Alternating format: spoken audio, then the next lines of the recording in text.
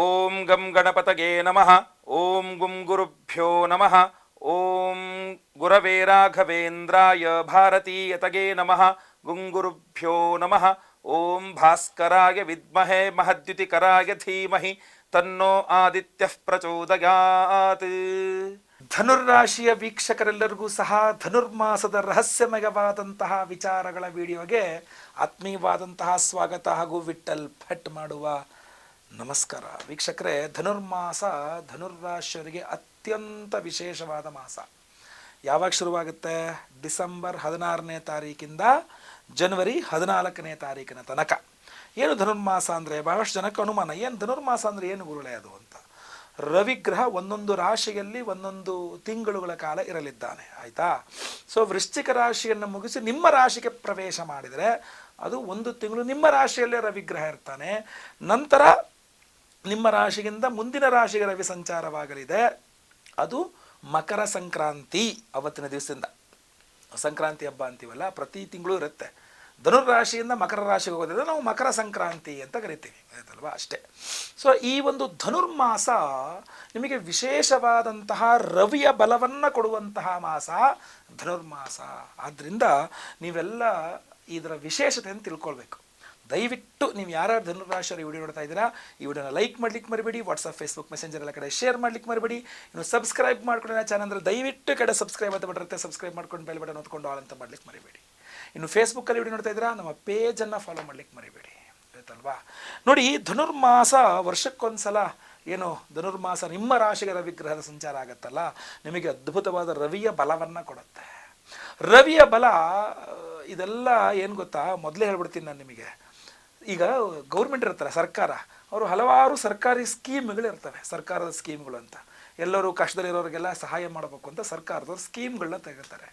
ಹಾಗಂತ ನೀವು ಮನೇಲಿ ಸುಮ್ಮನೆ ಬೆಚ್ಚಗೆ ಮಲ್ಕೊಂಡಿದ್ರೆ ಆಫೀಸರ್ ಓಡ್ ಬಂದು ಬಾಗಿಲು ತಟ್ಟಿ ಸರ್ ಇದೊಂದು ಸ್ಕೀಮ್ ಇದೆ ತಗೊಳ್ಳಿ ಅಂತ ಹೇಳಲ್ಲ, ಹೌದಾ? ನೀವು ಅದನ್ನು ತಿಳ್ಕೊಂಡು ಅದಕ್ಕೆ ಹೋಗಿ ಅಪ್ಲೈ ಮಾಡಬೇಕಾಗತ್ತೆ, ಒಂದು ಅರ್ಜಿ ಬರ್ಕೊಡ್ಬೇಕಾಗತ್ತೆ. ನನಗೆ ಈ ಸ್ಕೀಮಲ್ಲಿ ನನಗೆ ಇದನ್ನು ಸಹಕಾರ ಕೊಡಿ, ನನಗೊಂದು ಅವಕಾಶ ಕೊಡಿ ಅಂತ, ನಂಗೆ ಸಹಾಯ ಮಾಡಿ ಅಂತ. ಅದೇ ಥರನೇ ಆಗುತ್ತೆ ಇದು. ಧನುರ್ರಾಶಿಯವರು ಸುಮ್ಮನೆ ಕೂತ್ಕೊಂಡಿದ್ರೆ ಧನುರ್ರಾಶಿಗೆ ಧನುರ್ಮಾಸಲೆಲ್ಲ ಅನುಕೂಲ ಆಗ್ಬಿಡಲ್ಲ. ಆ ರವಿಗ್ರಹ ನಿಮ್ಮ ರಾಶಿಗೆ ಪ್ರವೇಶ ಮಾಡ್ತಾನೆ ಅಂದಾಗ ನೀವು ಆ ರವಿಯ ಆರಾಧನೆಯನ್ನು ಮಾಡಿಕೊಂಡು ನೀವು ಆ ಫಲವನ್ನು ಪಡ್ಕೊಳ್ಬೇಕಾಗತ್ತೆ, ಗೊತ್ತಾಯ್ತಲ್ವಾ? ಏನು ಫಲ? ಇಷ್ಟೆಲ್ಲ ಹೇಳ್ತಾ ಇದ್ರಲ್ಲ, ಒಳ್ಳೆ ಏನು ಬಲ ಸಿಕ್ಬಿಡುತ್ತೆ ಅಂತ ಕೇಳ್ಬೋದು. ನವಗ್ರಹಗಳಲ್ಲಿ ಎಲ್ಲ ಗ್ರಹಗಳಿಗೆ ಒಡೆಯ ಯಾರು ಗೊತ್ತಾ? ರವಿಗ್ರಹ, ಗ್ರಹಾಧಿಪ ಅಂತ ಕರಿತೀವಿ. ಅಂತಹ ರವಿಗ್ರಹ ನಿಮಗೆ ಅಂದರೆ ಧನುರ್ರಾಶಿಯವರಿಗೆ 9ನೇ ಮನೆಯ ಅಧಿಪತಿ, ಅಂದರೆ ಭಾಗ್ಯಾಧಿಪತಿ, ನಿಮ್ಮ ರಾಶಿಗೆ ಪ್ರವೇಶ ಮಾಡ್ತಾನೆ. ನಿಮ್ಮ ರಾಶಿಯ ಭಾಗ್ಯಾಧಿಪತಿ ನಿಮ್ಮ ರಾಶಿಗೆ ಪ್ರವೇಶ ಮಾಡ್ತಾನೆ ಅಂದರೆ ಅದು ನಿಮಗೆ ಭಾಗ್ಯೋದಯ ಕಾಲ, ನಿಮಗೆ ಅದೃಷ್ಟವನ್ನು ಕೊಡತಕ್ಕಂಥ ಕಾಲ ಧನುರ್ರಾಶಿಯವರಿಗೆ. ಆದ್ದರಿಂದ ರವಿಯ ಆರಾಧನೆಯನ್ನು ಮಾಡಿಕೊಂಡು ನೀವು ಭಾಗ್ಯವನ್ನು, ಅದೃಷ್ಟವನ್ನು ಪಡ್ಕೊಳ್ಬೇಕು. ಇದು 1ನೇ ಪಾಯಿಂಟ್ ಅಷ್ಟೇ, ಇನ್ನೂ ತುಂಬ ಪಾಯಿಂಟ್ಗಳಿದ್ದಾವೆ. ಧನುರ್ಮಾಸ ಧನುರ್ರಾಶಿಯವರಿಗೆ ರಹಸ್ಯಮಯವಾಗಿ ಅದ್ಭುತವಾದಂಥ ಅವಕಾಶಗಳು ಕೊಡಲಿದೆ. ನೀವು ಅರ್ಜಿ ಹಾಕಿ ಪಡ್ಕೋಬೇಕು, ನೀವು ಪ್ರಾರ್ಥನೆ ಮಾಡಿ ರವಿ ಆರಾಧನೆ ಮಾಡ್ಕೊಂಡು ಪಡ್ಕೋಬೇಕಷ್ಟೇ. ಅರ್ಜಿ ಹಾಕೋದು ಅಂದ್ರೇನು? ಪ್ರಾರ್ಥನೆ ಮಾಡಿ, ಪೂಜೆ ಮಾಡಿ ರವಿಯನ್ನು. ಬರೀ ರವಿ ಒಂದೇ ಅಲ್ಲ, ಇನ್ನೂ ಹಲವಾರು ಗ್ರಹಗಳ ಆರಾಧನೆ ಮಾಡೋದ್ರಿಂದ, ನಿಮ್ಮ ರಾಷ್ಟ್ರಾಧಿಪತಿಯ ಗುರುವಿನ ಆರಾಧನೆ ಮಾಡೋದ್ರಿಂದೆಲ್ಲ ನಿಮಗೆ ಹಲವಾರು ಪ್ರಯೋಜನಗಳಾಗಲಿದೆ. ಧನುರ್ಮಾಸದಲ್ಲೇ ಮಾಡಬೇಕು, ಅದಾಯ್ತಲ್ವಾ? ನೋಡಿ, ಇಲ್ಲಿ ಮೊದಲನೇದಾಗಿ ಅದೃಷ್ಟವನ್ನು ಕೊಡ್ತಕ್ಕಂಥವನು ಧನುರ್ರಾಶಿಯವರಿಗೆ ರವಿಗ್ರಹನಾಗಿರ್ತಾನೆ. ಸೊ ನಿಮ್ಮ ರಾಶಿಗೆ ರವಿಗ್ರಹ ಬರ್ತಾನೆ ಅಂತಂದರೆ ಹಲವಾರು ವಿಚಾರಗಳು ಅದೃಷ್ಟ ಕೊಡ್ತಾನೆ. ಪ್ರಧಾನವಾಗಿ 3. ಒಂದು, ವಿದ್ಯಾರ್ಥಿಗಳಿಗೆ ವಿದ್ಯೆಯ ವಿಚಾರದಲ್ಲಿರಬಹುದು, ಅಥವಾ ವಿವಾಹಿತ ಸ್ತ್ರೀಯರಿಗೆ ತವರು ಮನೆಯಿಂದ ಅನುಕೂಲತೆಗಳಿರಬಹುದು. 2ನೇದು ವಿವಾಹ, ದಾಂಪತ್ಯ, ವಿದೇಶ ಪ್ರಯಾಣ, ದೂರ ಪ್ರಯಾಣ, ಅಥವಾ ಪಾರ್ಟ್ನರ್ಶಿಪ್, ಬಿಸ್ನೆಸ್ಸು, ಈ ವಿಚಾರಗಳ ಅನುಕೂಲಗಳೇ. 3ನೇದು ಉದ್ಯೋಗದ ವಿಚಾರದಲ್ಲಿ, ಕರ್ಮಸ್ಥಾನದ ಮೇಲೆ ರವಿಯ ದೃಷ್ಟಿ, ಅದರಿಂದ ಉದ್ಯೋಗದ ವಿಚಾರದಲ್ಲಿ ಅನುಕೂಲಗಳನ್ನು ಮಾಡಿಕೊಡ್ತಾನೆ. ಸೊ ಅದೃಷ್ಟವನ್ನು ಈ 3 ಕ್ಯಾಟಗರಿಯಲ್ಲಿ ನಾನು ಏನೇನು ಹಲವಾರು ವಿಚಾರಗಳು ಹೇಳಿದ್ದೇನೆ ಅದರಲ್ಲೆಲ್ಲ ಅದೃಷ್ಟ ನಿಮಗೆ ಬೇಕು ಅಂತಾದರೆ ಧನುರ್ಮಾಸದಲ್ಲಿ ರವಿಗ್ರಹದ ಆರಾಧನೆ ಮಾಡಬೇಕು.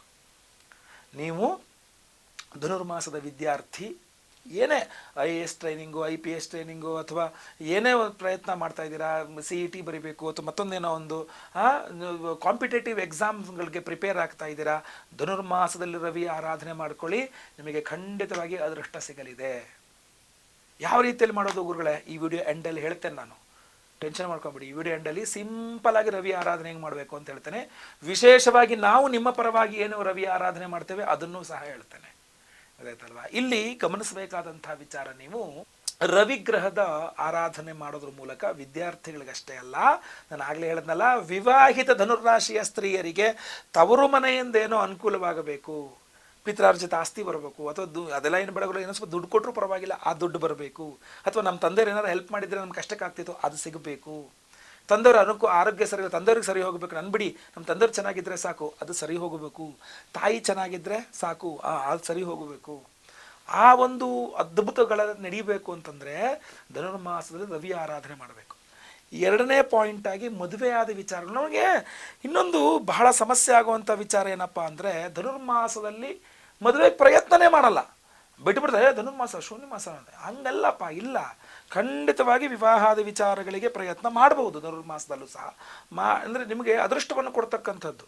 ಈಗ ಬಹಳ ಕಾಲದಿಂದ ಮದುವೆಗೆ ಪ್ರಯತ್ನ ಮಾಡ್ತಾ ಇದ್ದೀರಾ, ಗುರುಬಲ ಕೂಡ ಇಲ್ಲ, 6ನೇ ಮನೇಲಿದೆ. ಸೊ ಹೆಂಗಾರು ಮಾಡಿ ನಮಗೆ ಮದುವೆ ಆದರೆ ಸಾಕಪ್ಪ, ನಮಗೆ ಮದುವೆಗೆ ಬೇಗ ಮದುವೆ ಆಗಬೇಕು ಅಂತಂದರೆ ಭಾಗ್ಯಾಧಿಪತಿಯಾಗಿ ರಾಶಿಯಲ್ಲಿದ್ದು ಸಪ್ತಮವನ್ನು ನೋಡ್ತಾನೆ. ಆದ್ದರಿಂದ ಖಂಡಿತವಾಗಿ ವಿವಾಹದ ವಿಚಾರದಲ್ಲಿ ಅನುಕೂಲ ಮಾಡಿಕೊಡ್ತಾನೆ. ಪ್ರಯತ್ನ ಮಾಡಿ. ಯತ್ನೇ ಕೃತೆ ಕೋತ್ರ ದೋಷ ಅಂತ ಪ್ರಯತ್ನ ಮಾಡಿ, ಖಂಡಿತವಾಗಿ ಅನುಕೂಲ ಆಗುತ್ತೆ. ಅಷ್ಟೇ ಅಲ್ಲ, ಇನ್ನೂ ಒಂದು ಹೇಳ್ತೀನಿ, ಕೆಲವರು ಗೌರ್ಮೆಂಟ್ ಉದ್ಯೋಗ ಮಾಡ್ತಾ ಇರುವಂತಹ ಪ್ರಪೋಸಲ್ಲೇ ಬೇಕು, ಗೌರ್ಮೆಂಟ್ ಉದ್ಯೋಗ ಮಾಡ್ತಿರುವ ವರನೇ ಬೇಕು, ಗೌರ್ಮೆಂಟ್ ಉದ್ಯೋಗ ಮಾಡ್ತಿರುವ ವಧುವೇ ಬೇಕು, ಪ್ರಯತ್ನ ಮಾಡ್ತಿರ್ತೀರಲ್ಲ, ಧನುರ್ಮಾಸದಲ್ಲಿ ಪ್ರಯತ್ನ ಮಾಡಿ ಸಿಗ್ತಾರೆ. ನಿಮ್ಮ ಗೌರ್ಮೆಂಟ್ ಉದ್ಯೋಗಿ ಅಥವಾ ಕೆಲಸ ಮಾಡ್ತಾ ಇರ್ತಕ್ಕಂಥ ಪ್ರಪೋಸಲ್ಸ್ಗಳು ಬೇಕು ಅಂತಂತ ಧನುರ್ಮಾಸದಲ್ಲಿ ಪ್ರಯತ್ನ ಮಾಡಬೇಕು. ಆಮೇಲೆ ದೂರ ಪ್ರಯಾಣ ಮಾಡಬೇಕು, ವಿದೇಶ ಪ್ರಯಾಣ ಮಾಡಬೇಕು, ಸರ್ಕಾರದ ಉದ್ಯೋಗದಲ್ಲಿದ್ದೀರಾ ನೀವು ಅಥವಾ ಬೇರೆ ಯಾವುದೇ ಉದ್ಯೋಗದಲ್ಲಿದ್ದೀರಾ, ಟ್ರಾನ್ಸ್ಫರ್ ಬೇಕು. ಧನುರ್ಮಾಸದಲ್ಲಿ ರವಿ ಆರಾಧನೆಯಿಂದ ಟ್ರಾನ್ಸ್ಫರ್ಗಳು ಸಿಗ್ತದೆ. ನಿಮಗೆ ಅಂದ್ಕೊಂಡ ಜಾಗದಲ್ಲಿ ಟ್ರಾನ್ಸ್ಫರ್ ಸಿಗುತ್ತೆ. ಇದು ಇಲ್ಲ ಟ್ರಾನ್ಸ್ಫರ್ ಬೇಡ, ನಿಲ್ಲಿಸ್ಬಿಡ್ಬೇಕು, ಟ್ರಾನ್ಸ್ಫರ್ ಕ್ಯಾನ್ಸಲ್ ಮಾಡಬೇಕು, ರವಿ ಆರಾಧನೆಯನ್ನೇ ಮಾಡಬೇಕು. ಬಹಳ ವಿಚಿತ್ರವಾಗಿದೆ, ಅದು ರವಿಯ ಮೇಲೆ ನಿಂತ್ಕೊಂಡಿದೆ ಅದು. ಈ ವಿಡಿಯೋ ಎಂಡಲ್ಲಿ ಹೇಳ್ತೀನಿ, ಸಿಂಪಲ್ಲು ವಿಶೇಷ ಪರಿಹಾರ ಎಲ್ಲ ಹೇಳ್ತೀನಿ ನಾನು. ಆಮೇಲೆ ಇನ್ನೊಂದು ಧನುರ್ಮಾಸದ ವಿಶೇಷ ಪ್ರಭಾವ ಏನಪ್ಪ ಅಂತಂದರೆ, ನಿರುದ್ಯೋಗಿಯಾಗಿದ್ದರೆ ನೀವು, ಅದೃಷ್ಟವಶಾತ್ ಉದ್ಯೋಗ ಬೇಕಾ ನಿಮಗೆ, ಅಥವಾ ನಿಮಗೆ ಒಂದು ಜಾಬ್ ಬಿಟ್ಟು ಇನ್ನೊಂದು ಜಾಬ್ ಸೇರಬೇಕಾ, ಅಥವಾ ನಿಮಗೆ ಗೌರ್ಮೆಂಟ್ ಜಾಬ್ ಬೇಕಾ, ನೀವು ಧನುರಾಶಿಯವರು ಗೌರ್ಮೆಂಟ್ ಜಾಬಿಗೆ ಟ್ರೈ ಮಾಡ್ತಾ ಇದ್ದೀರಾ ಅಂದರೂ ಸಹ ನಿಮಗೆ ಇದೇ ಧನುರ್ಮಾಸವೇ ನಿಮಗೆ ಸೂಕ್ತವಾದ ಸಮಯ. ರವಿ ಆರಾಧನೆ ಮಾಡಿಕೊಂಡು ನೀವು ನಿಮ್ಮ ಗೌರ್ಮೆಂಟ್ ಜಾಬಿನ ಕನಸನ್ನು ನನಸು ಮಾಡ್ಕೊಳ್ಬೋದು ಒಂದೊಂದೇ ಹೆಜ್ಜೆ ಹಾಕಿ. ಸೊ ಅದರಿಂದ ಧನುರ್ಮಾಸ ಬಹಳ ಪ್ರಾಮುಖ್ಯತೆಯನ್ನು ಹೊಂದಿರ್ತದೆ ಉದ್ಯೋಗದ ವಿಚಾರಗಳಲ್ಲಿ. ಪಾರ್ಟ್ನರ್ಶಿಪ್ ಬಿಸ್ನೆಸ್ ಮಾಡೋರಿಗೂ ಸಹ ಹೌದು. ಅದೃಷ್ಟವಶಾತ್ ಎಲ್ಲ ಕೆಲಸಗಳು ಆಗಬೇಕು ಅಂದರೆ ರವಿಗ್ರಹದ ಆರಾಧನೆ ಮಾಡಬೇಕು. ನಾವು ನಿಮ್ಮ ಪರವಾಗಿ ಡಿಸೆಂಬರ್ 15 ರವಿವಾರ ರವಿ ಶಾಂತಿ ಹೋಮವನ್ನೇನು ಸಹಸ್ರ ರವಿ ಶಾಂತಿ ಹೋಮ 1008 ಸಂಖ್ಯೆಯಲ್ಲಿ ರವಿಗ್ರಹಕ್ಕೆ ಹೋಮವನ್ನು ಮಾಡ್ತಾ ಇದ್ದೀವಿ. ಧನುರ್ರಾಶಿಯವರು ಯಾರು ವಿಡಿಯೋ ನೋಡ್ತಾ ಇದ್ದೀರಾ, ದಯವಿಟ್ಟು ಸಂಕಲ್ಪ ಸೇವೆಗೆ ಹೆಸರು ಕೊಟ್ಕೊಳ್ಳಿ. ಸ್ಕ್ರೀನ್ ಮೇಲೆ ಕಾಣುವಂಥ ನಂಬರ್ಗೆ ನಿಮ್ಮ ಹೆಸರು, ಗೋತ್ರ, ನಕ್ಷತ್ರ, ರಾಶಿ, ವಿಳಾಸ ವಾಟ್ಸಪ್ ಮಾಡಿಕೊಂಡು 1008 ಸಂಖ್ಯೆಯಲ್ಲಿ ರವಿಗ್ರಹಕ್ಕೆ ಹೋಮವನ್ನು ಮಾಡಿ, ವಿಶೇಷವಾಗಿ ಈ ಅಭಿಮಂತ್ರಿತ ನವರತ್ನಮಾಲೆಯನ್ನು, ಉಪರತ್ನಗಳ ನವರತ್ನಮಾಲೆಯನ್ನು ನಾವು ನಿಮಗೆ ಕೊಡ್ತಾ ಇದ್ದೇವೆ. ಪ್ರತಿಯೊಬ್ಬರಿಗೂ ಇದಕ್ಕೇನು ಎಕ್ಸ್ಟ್ರಾ ಚಾರ್ಜಸ್ ಇಲ್ಲ. ಸಂಕಲ್ಪ ಸೇವೆಗೆ ಹೆಸರು ಕೊಟ್ಟರೆ ಒಂದು ಸಂಕಲ್ಪ ಸೇವೆಗೆ ಒಂದು ನವರತ್ನಗಳ ಉಪರತ್ನಮಾಲೆಯನ್ನು ಒಂಥರ ನ್ಯೂ ಇಯರ್ ಗಿಫ್ಟ್ ಥರ ಕೊಡ್ತಾ ಇದ್ದೇವೆ ಪ್ರತಿಯೊಬ್ಬರಿಗೂ ಸಹ. ಸೊ ಅದರಿಂದ ಬಹಳ ಚೆನ್ನಾಗಿದೆ. ಎಷ್ಟು ದಿನ ಇದು ಅಂತ ಗೊತ್ತು, ಯಾಕೆಂದರೆ ಬೇಗ ಸಂಕಲ್ಪ ಸೇವೆ ಬುಕ್ ಆಗಿಬಿಟ್ರೆ ಬೇಗ ಮುಗಿದೋಗುತ್ತೆ. ಸೊ ಅದರಿಂದ ಲಿಮಿಟೆಡ್ ಆಗಿ ಮಾಡಿಸಿರ್ತಕ್ಕಂಥದ್ದು ಇದು ಹೆವಿ ಆಗುತ್ತೆ ನಮಗೂ ನಿಮಗೆ ಕೊಡಲಿಕ್ಕೆ. ಸೊ ಅದರಿಂದ ಲಿಮಿಟೆಡ್ ಆಗಿ ಮಾಡಿಸಿದ್ದೇವೆ. ಅದನ್ನು ಹಾಗೆ ಎಷ್ಟು ಜನಕ್ಕಾಗುತ್ತೋ ಜನಕ್ಕೆ ಕೊಟ್ಟು ಕ್ಲಿಯರ್ ಆಗಿ ಮುಗಿಸ್ಬಿಡ್ತೇವೆ. ಸೊ ಅದರಿಂದ ಬೇಗ ಸಂಕಲ್ಪ ಸೇವೆ ಕೊಟ್ಕೊಳ್ಬೇಕಾಗುತ್ತೆ. ಡಿಸೆಂಬರ್ 15ನೇ ತಾರೀಕು ರವಿವಾರ ರವಿಶಾಂತಿ ಹೋಮ, ಸಹಸ್ರ ರವಿಶಾಂತಿ 1008 ಸಂಖ್ಯೆ ರವಿಗ್ರಹಕ್ಕೆ ಹೋಮ. ಇದ್ರ ಜೊತೆಗೆ ಇನ್ನೂ ಹಲವಾರು ಹೋಮಗಳಿದೆ, ಅದರ ಬಗ್ಗೆ ತಿಳಿಸ್ತೇನೆ ನಾನು. ಇಲ್ಲಿ ಧನುರ್ಮಾಸದ ಇನ್ನೂ ಹಲವಾರು ವಿಶೇಷತೆಗಳು ನೀವು ಅರ್ಥ ಮಾಡ್ಕೊಳ್ಬೇಕು. ನಿಮ್ಮ ರಾಶಿಯಲ್ಲಿ ರವಿಗ್ರಹ ಬರ್ತಾನೆ ಅಂತಂದಾಗ ಬಹಳ ಪ್ರಮುಖವಾಗಿ ಹಾಳಾಗಿರುವ ನಿಮ್ಮ ಆರೋಗ್ಯವನ್ನು ಗುಣಪಡಿಸುವಲ್ಲಿ ತುಂಬ ಅನುಕೂಲ ಮಾಡಿಕೊಡ್ತಾನೆ. ನಿಮಗೆ ತುಂಬ ತಲೆನೋವಿದ್ದರೆ, ತುಂಬ ಕಣ್ಣು ನೋವಿದ್ದರೆ, ತಲೆಗೇನಾದ್ರು ಏಟಾಗಿದ್ದರೆ, ಅಥವಾ ಶರೀರದಲ್ಲಿ ಪಿತ್ತ ಪ್ರಕೋಪ ಸಿಕ್ಕಾಬಟ್ಟೆ ಏನಾದ್ರು ಸಮಸ್ಯೆಗಳಿದ್ದರೆ ಖಂಡಿತವಾಗಿ ನಮಗೆ ಅನುಕೂಲ ಮಾಡಿ ಕೊಡ್ತಾನೆ ರವಿಗ್ರಹ.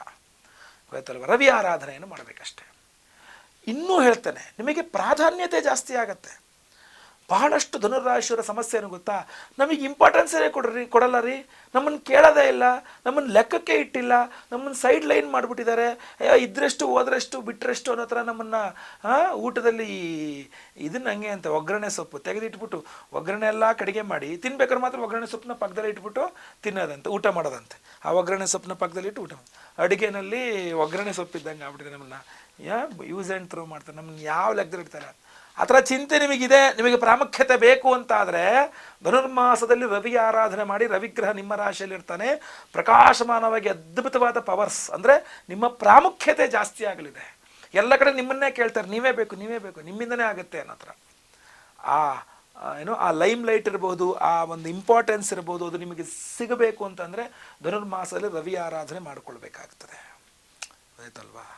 ಹೀಗೆ ಇದ್ರ ಜೊತೆಗೆ ಇನ್ನೂ ಹೇಳ್ತಾನೆ, ಏನು ಗೊತ್ತಾ, ಪಿತ್ರಾರ್ಜಿತ ಆಸ್ತಿ ವಿಚಾರದಲ್ಲಿ ಅಥವಾ ತಂದೆಯ ಜೊತೆಗೆ ನಿಮಗೇನಾದ್ರು ಜಗಳ ಮನಸ್ತಾಪಗಳಿದ್ದಲ್ಲಿ ಧನುರ್ಮಾಸ, ಅಥವಾ ನಿಮ್ಮ ತಂದೆಯವರ ಆರೋಗ್ಯ ಸರಿ ಇಲ್ಲ ಅಂತಾದರೂ ಸಹ, ತಂದೆಯವರ ಆರೋಗ್ಯ ಬಾಧೆ ಅಥವಾ ತಂದೆಯವರೊಂದಿಗಿನ ಬಾಂಧವ್ಯದ ಸಮಸ್ಯೆ ಅಥವಾ ಪಿತ್ರಾರ್ಜಿತ ಆಸ್ತಿಯ ಸಮಸ್ಯೆ, ಇದು ಮೂರೂ ಸಹ ಧನುರ್ಮಾಸದಲ್ಲಿ ಧನುರ್ರಾಶಿಯವರು ರವಿಗ್ರಹದ ಆರಾಧನೆಯಿಂದ ಈಸಿಯಾಗಿ ಸಾಲ್ವ್ ಮಾಡ್ಕೊಳ್ಬಹುದು, ಗೊತ್ತಾಯ್ತಲ್ವಾ. ಸೊ ಹಲವಾರು ವಿಚಾರಗಳಿದೆ.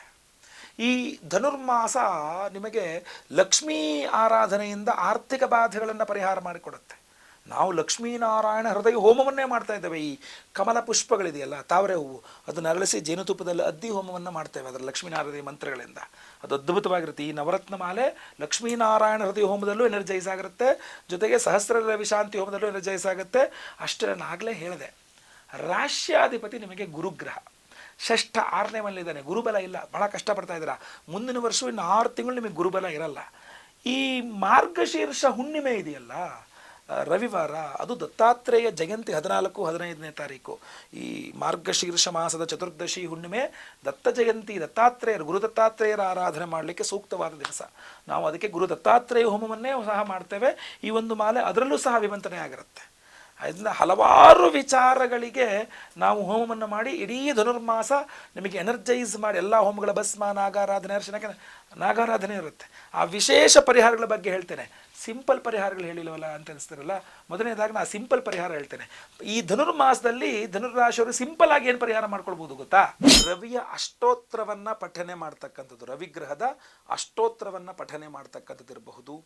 ಆಮೇಲೆ ಆದಿತ್ಯ ಹೃದಯ ಸ್ತೋತ್ರವನ್ನು ಮಂತ್ರ ಪಠನೆಯನ್ನು ಆದಿತ್ಯ ಹೃದಯ ಸ್ತೋತ್ರ ಏನಿರುತ್ತಲ್ಲ, ಅದನ್ನು ಪ್ರತಿದಿನ ಬೆಳಗ್ಗೆ ಎದ್ದು ಸ್ನಾನ ಮಾಡಿಕೊಂಡು ಬೆಳಗ್ಗೆ ಸೂರ್ಯೋದಯದ ಸಮಯದಲ್ಲಿಯೇ ಮಾಡಬೇಕು. ಬೆಳಗ್ಗೆ ಸೂರ್ಯೋದಯ ಸಮಯದಲ್ಲಿ ಬೆಳಗ್ಗೆ ಎದ್ದು ಆದಿತ್ಯ ಹೃದಯ ಸ್ತೋತ್ರ ಪಠನೆ ಹಾಗೂ ರವಿಗ್ರಹದ ಅಷ್ಟೋತ್ರ ಪಠನೆ ಮಾಡುವಂಥದ್ದು ಅದ್ಭುತವಾದಂತಹ ಒಂದು ನಿಮಗೆ ಬಲವನ್ನು ಕೊಡುತ್ತೆ, ರವಿ ಬಲವನ್ನು ಕೊಡುತ್ತೆ.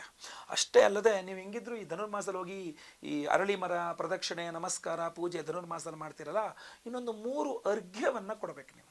ಒಂದು, ಬೆಳಗ್ಗೆ ಬೇಗ ಎದ್ದು ಸ್ನಾನ ಮಾಡಿಕೊಂಡು ಬೊಗಸೆಯಲ್ಲಿ ಒಂದು ಒಗೆದಾಕಿರುವ ಮಡಿಯ ಬಟ್ಟೆಯನ್ನು ಉಟ್ಕೊಳ್ಬೇಕು, ಕಾಟನ್ ಉಟ್ಕೊಂಡ್ರೆ ತುಂಬ ಒಳ್ಳೆಯದು.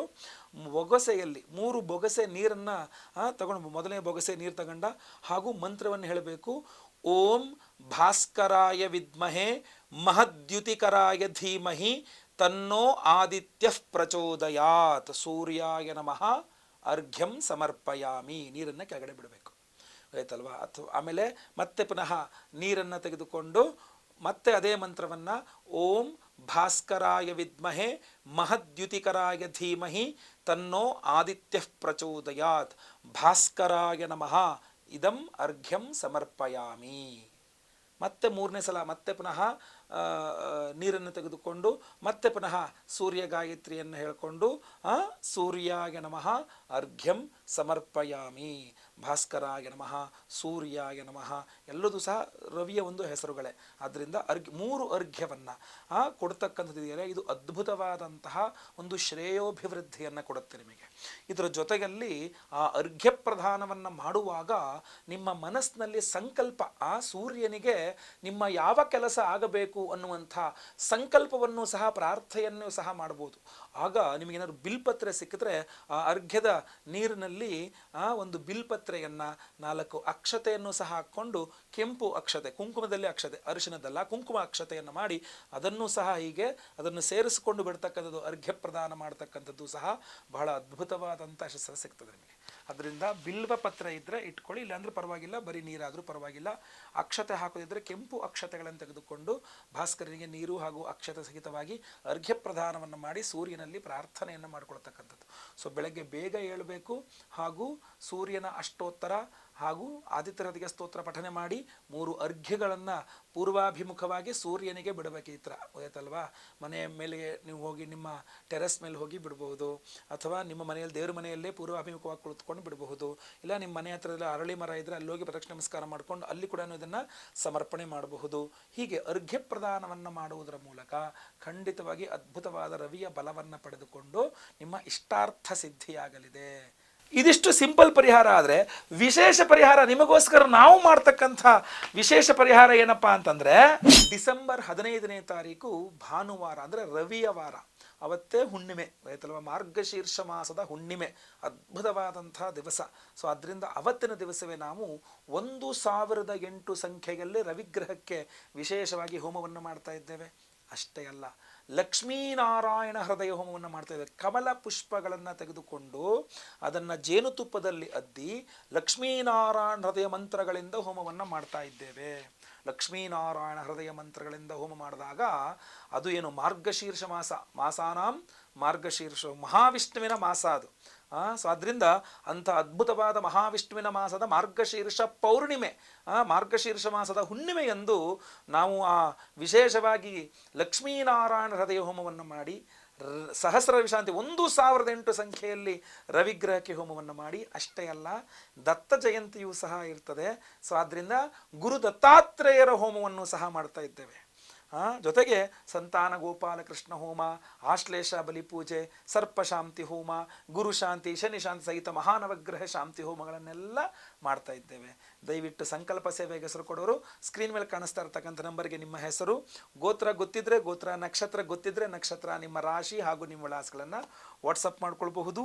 ಈ ಬಾರಿಯ ವಿಶೇಷವಾದಂತಹ ಪ್ರಸಾದ ಏನು ಗೊತ್ತಾ? ನಾವು ವರ್ಷಕ್ಕೆ ಇಡೀ ವರ್ಷದ ಒಂದು ನ್ಯೂ ಇಯರ್ ಗಿಫ್ಟ್ ಥರ ಇರಬೇಕು, ಇಡೀ ವರ್ಷ ಧಾರಣೆ ಮಾಡ್ಕೊಳ್ಳೋಕೆ ಅನುಕೂಲವಾಗಬೇಕು ಅಂತ ಒಂದು ಅದ್ಭುತವಾದಂತಹ ಉಪರತ್ನಗಳ ನವರತ್ನ ಮಾಲೆಯನ್ನು ಕೊಡ್ತಾ ಇದ್ದೇವೆ. ಇದನ್ನು 2023ನೇ ಇಸ್ವಿಯಲ್ಲಿ ಒಂದು ಸಲ ಕೊಟ್ಟಿದ್ವಿ. ಯಾಕೆಂದರೆ ಉಪರತ್ನಗಳ ಮಾಲೆ ವರ್ಷಕ್ಕೊಮ್ಮೆ ಆದರೂ ಅದನ್ನು ಬದಲಾಯಿಸ್ಕೊಳ್ಬೇಕು. ಇದು ಮತ್ತೆ ಪುನಃ ಹೊಸದಾಗಿ ನಾವು ಒಂದು ಉಪರತ್ನಗಳ ಒರಿಜಿನಲ್ ಉಪರತ್ನಗಳ ನವರತ್ನ ಮಾಲೆ, ಉಪರತ್ನಗಳ ನವರತ್ನ ಮಾಲೆಯನ್ನು ನಾವು ಕೊಡ್ತಾ ಇದ್ದೇವೆ. ಇದು ಪ್ರತಿಯೊಬ್ಬರೂ ಸಹ ಧಾರಣೆ ಮಾಡ್ಕೊಳ್ಬಹುದು. ನನ್ನ ಜಾತಕದಲ್ಲಿ ಆ ಗ್ರಹ ಸರಿ ಇಲ್ವೇನೋ, ಈ ಗ್ರಹ ಸರಿ ಇಲ್ವೇನೋ, ಇದು ಆ ಥರ ತೊಂದರೆ ಇಲ್ಲ. ಯಾವುದೇ ಗ್ರಹ, ಯಾವುದೇ ರಾಶಿ, ಯಾವುದೇ ನಕ್ಷತ್ರದವರಿದ್ದರೂ ನವರತ್ನಗಳನ್ನು ಪ್ರತಿಯೊಬ್ಬರೂ ಸಹ ಧಾರಣೆ ಮಾಡ್ಕೊಳ್ಬಹುದು. ಅದರಲ್ಲೂ ಇದು ಉಪರತ್ನಗಳ ರತ್ನಮಾಲೆ ಆದ್ದರಿಂದ ಪ್ರತಿಯೊಬ್ಬರೂ ಸಹ ನೀವು ಇದನ್ನು ಧಾರಣೆ ಮಾಡ್ಕೊಳ್ಬಹುದು. ಸೊ ನಮ್ಮ ಡಿಸೆಂಬರ್ 15ನೇ ತಾರೀಕಿನ ಮಾರ್ಗಶೀರ್ಷ ಮಾಸದ ಹುಣ್ಣಿಮೆಗೆ ಒಂದು ಅದ್ಭುತವಾದಂತಹ ಲಕ್ಷ್ಮೀನಾರಾಯಣ ಹೋಮ, ಸಹಸ್ರ ರವಿಶಾಂತಿ ಹೋಮ, ಗುರುದತ್ತಾತ್ರೇಯ ಹೋಮ, ಎಲ್ಲ ಹೋಮಗಳಿಗೆ ಆಶ್ಲೇಷ ಬಲಿ ಪೂಜೆ, ಸರ್ಪಶಾಂತಿ ಹೋಮ, ಇದು ಎಲ್ಲ ಹೋಮಗಳಿಗೆ ಸಂಕಲ್ಪ ಸೇವೆ ಕೊಡ್ತಕ್ಕಂಥ ಪ್ರತಿಯೊಬ್ಬರಿಗೂ ಒಂದೇ ಸಂಕಲ್ಪ ಸೇವೆ, ಎಲ್ಲ ಹೋಮಗಳು ಅದರಲ್ಲೇ ಬಂತು. ಒಬ್ಬರಿಗೆ ಒಂದು ಪ್ರಸಾದ ಸ್ವರೂಪವಾಗಿ ಒರಿಜಿನಲ್ ಉಪರತ್ನಗಳ ನವರತ್ನ ಮಾಲೆಯನ್ನು ಕೊಡ್ತಾ ಇದ್ದೇವೆ. ದಯವಿಟ್ಟು ಸಂಕಲ್ಪ ಸೇವೆಗೆ ಹೆಸರು ಕೊಡೋರು ಸ್ಕ್ರೀನ್ ಮೇಲೆ ಕಾಣಿಸ್ತಾ ಇರ್ತಕ್ಕಂಥ ನಂಬರ್ಗೆ ನಿಮ್ಮ ಹೆಸರು, ಗೋತ್ರ ಗೊತ್ತಿದ್ರೆ ಗೋತ್ರ, ನಕ್ಷತ್ರ ಗೊತ್ತಿದ್ರೆ ನಕ್ಷತ್ರ, ನಿಮ್ಮ ರಾಶಿ ಹಾಗೂ ನಿಮ್ಮ ವಿಳಾಸಗಳನ್ನು ವಾಟ್ಸಪ್ ಮಾಡ್ಕೊಳ್ಳಿ. ಅವತ್ತಿನ ದಿವಸ ಲೈವಲ್ಲಿ ನಿಮ್ಮ ಹೆಸರು ಸಂಕಲ್ಪ ಆಗುತ್ತೆ. ಎಲ್ಲ ಹೋಮಗಳು ಲೈವ್ ನೋಡ್ತೀರಾ. ಹಾಗೂ ಪ್ರಸಾದ ಸ್ವರೂಪ ಎಲ್ಲ ಹೋಮಗಳ ಭಸ್ಮ, ನಾಗಾರಾಧನೆ, ಅರಿಶಿನ ಪ್ರಸಾದ ಹಾಗೂ ಈ ಒರಿಜಿನಲ್ ಉಪರತ್ನಗಳ ನವರತ್ನ ಮಾಲೆ ಪ್ರತಿಯೊಬ್ಬರಿಗೂ ಸಹ ನಾವು ಸ್ಪೀಡ್ ಪೋಸ್ಟ್ ಮೂಲಕ ನಾವು ಕಳುಹಿಸಿಕೊಡುವ ವ್ಯವಸ್ಥೆಯನ್ನು ಮಾಡಲಿದ್ದೇವೆ. ಸೊ ದಯವಿಟ್ಟು ಸಂಕಲ್ಪ ಸೇವೆಗೆ ಹೆಸರು ಕೊಡೋರು ಬೇಗ ಬೇಗ ನಿಮ್ಮ ಹೆಸರು, ಗೋತ್ರ, ನಕ್ಷತ್ರ, ರಾಶಿ, ವಿಳಾಸ ಎಲ್ಲದೂ ಸಹ ಏನು ಗೊತ್ತಿದ್ರೆ ಅದು ಸ್ಕ್ರೀನ್ ಮೇಲೆ ಕಾಣಿಸೋ ನಂಬರ್ಗೆ ವಾಟ್ಸಪ್ ಮಾಡ್ಕೊಳ್ಳಿ ಬೇಗ. ಯಾಕಂದರೆ ಲಿಮಿಟೆಡ್ ಸ್ಟಾಕ್ ಇರ್ತದೆ. ಸೊ ಖಾಲಿ ಆಗೋಯಿತು ಅಂತಂದರೆ ಮತ್ತೆ ಪುನಃ ನಾವು ಸಿದ್ಧಪಡಿಸ್ಲಿಕ್ಕೂ ಆಗಲ್ಲ ಅದನ್ನು ಬೇಗ. ಸೊ ಅದರಿಂದ ಬೇಗ ಬೇಗ ಯಾರು first come first serve basis ಥರ ನಿಮಗೆ ಖಂಡಿತವಾಗಿ ಕೊಡ್ತೇವೆ. ಬೇಗ ವಿವರಗಳನ್ನು ಸಂಕಲ್ಪ ಸೇವೆಗೆ ಕೊಡಬಹುದು. ಒಳ್ಳೆಯದಾಗಲಿ. ವಿಡಿಯೋ ಇಷ್ಟ ಆದರೆ ದಯವಿಟ್ಟು ಲೈಕ್ ಮಾಡ್ಲಿಕ್ಕೆ ಮರಿಬೇಡಿ. ವಾಟ್ಸಪ್, ಫೇಸ್ಬುಕ್, ಮೆಸೆಂಜರ್, ಟೆಲಿಗ್ರಾಮ್ ಎಲ್ಲ ಕಡೆ ಸಾಮಾಜಿಕ ಜಾಲತಾಣಗಳಲ್ಲಿ ವಿಡಿಯೋನ ಶೇರ್ ಮಾಡ್ಲಿಕ್ಕೆ ಮರಿಬೇಡಿ. ಇನ್ನು ಸಬ್ಸ್ಕ್ರೈಬ್ ಮಾಡ್ಕೊಳ್ಳಿಲ್ಲ ಅಂದರೆ ಕೆಳಗಡೆ ಸಬ್ಸ್ಕ್ರೈಬ್ ಅಂತ ಬರುತ್ತೆ, ಸಬ್ಸ್ಕ್ರೈಬ್ ಮಾಡ್ಕೊಳ್ಳಿ. ಬೆಲ್ ಬಟನ್ ಬರುತ್ತೆ, ಬೆಲ್ ಬಟನ್ ಕ್ಲಿಕ್ ಮಾಡಿ ಆಲ್ ಅಂತ ಮಾಡ್ಲಿಕ್ಕೆ ದಯವಿಟ್ಟು ಮರಿಬೇಡಿ. ಫೇಸ್ಬುಕ್ಕಲ್ಲಿ ನಮ್ಮ ವಿಡಿಯೋ ನೋಡ್ತಾ ಇದ್ರೆ ಅಂದರೆ ನಮ್ಮ ಪೇಜ್ನ ಫಾಲೋ ಮಾಡಲಿಕ್ಕೆ ಮರಿಬೇಡಿ. ಮುಂದಿನ ವಿಡಿಯೋದಲ್ಲಿ ಮತ್ತೆ ಪುನಃ ಸಿಗ್ತೇನೆ. ಎಲ್ಲರಿಗೂ ಸಹ ಒಳ್ಳೆಯದಾಗಲಿ. ಲೋಕ ಸಮಸ್ತ ಸುಖಿನೋ ಭವಂತು. ನಾರಾಯಣ ನಾರಾಯಣ ನಾರಾಯಣ.